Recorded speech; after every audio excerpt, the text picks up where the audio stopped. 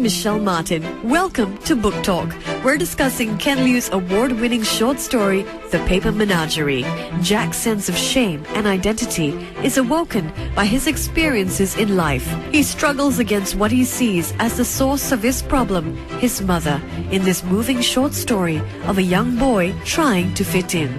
Joining me are my panel of guests, Dr. Lee Bee Wah, MP for Nee Soon GRC, Ruby Lim Young, founder of Act 3 International, and Albert King, founder of The Coaching King.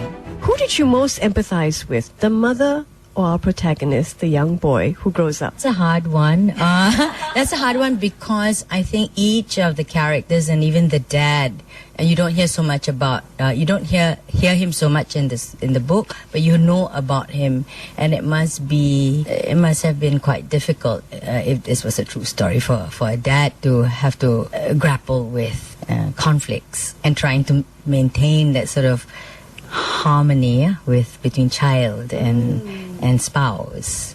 That's interesting because some people see the dad as an absent dad. So it's interesting that you seem to have empathy for him and his role. Yes, and I saw all three having different backstories that you need to look at, you know, and understand before deciding that, who's the culprit and who's the victim. In some ways it was quite clear. A lot of empathy with the mother, because my mother also immigrated to a new country after she was married. And again, similar very life story to myself. The year after she immigrated out, I was born. And so one of the key things I related to was being born in a foreign country and my mother tongue being English, because I was born in an English-speaking country, but being of Asian descent, and how the boy in the story speaks about his struggles, being able to speak English versus Chinese, and the expectation when he goes to school that because he's Asian, that there's a perception that he should be speaking Chinese. And so for me it's about also looking at in terms of our language and our communication and our expectation. Yeah, I think there's a line that the dad says when they're discussing the mother's lack of language skills, and he says to her, you need to learn to cook American, so to speak, because Jack needs to fit in. I would think that all of them, they are all victims, but I feel very sad for mother. I mean, I'm a mother with two children. I can understand the love of the mother. Mother loves son very much, but then I think the son keep from the various behavior, action, like rejecting the mother. So I can imagine how sad or how depressed the mother was under that circumstances. Yes. Yeah, and then there's a long letter. And even her own story, the mother's story, is so sad because of the Cultural Revolution. She was an orphan.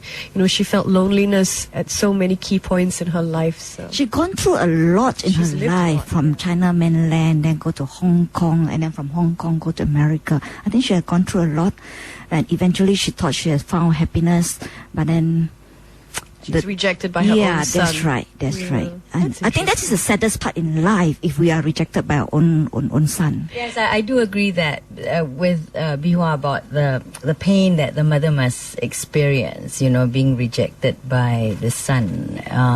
So that's real. That's real. Is this common? Kids sort of being slightly ashamed of their parents at a young age for various reasons, from the cut of your hair to the fact that you're not cool enough. And then, of course, they gain the perspective later. But this idea of, you know, your kids holding you at arm's length a little, is that familiar? It's normal. It's normal. In fact, it happened. And in fact, yesterday I just heard a very sad story. I mean, it's a real thing. You know, I mean, something happened in one of the families in my constituency. The mother and the daughter quarrel, took each other to court. Whenever I see families problem break down like that, I feel very sad. You know what the Chinese think is the saddest feeling in the world? It is for a child to finally grow the desire to take care of his parents, only to realize they were long gone. That's one of my favorite lines in The Paper Menagerie by Ken Liu, the story we're discussing today. What do you think the story says powerfully about the relationship between parents and children? One of the significant things on that is really looking at your history. And as a young child, you tend to be just focused on the short term. And this story talks about actually looking about where you come from and particularly where your parents come from. And the story, as it looks at in terms of the mother's childhood. And the son didn't really understand that. It didn't know anything about that until she actually passed and read her story in the paper note that she left for him. So for me, it's really looking about, your history. Where do you actually come from? Going back multiple generations, not just short term. Like you mentioned, Ruby, you just found out recently that there was a road in Singapore named after a relative, right? Yes, so my great grandfather, Chin Swee Road. His surname is Lim. So Chin Swee Road was named after, is my great grandfather's name. So really entering the fullness of your parents' life story is something that takes time and it's ongoing. It does, and in my mature years, I discovered this, and I think it takes you back to childhood, and you want to know more, and you want to find out more, and to learn where your beginnings are, where your roots begin, where you come from.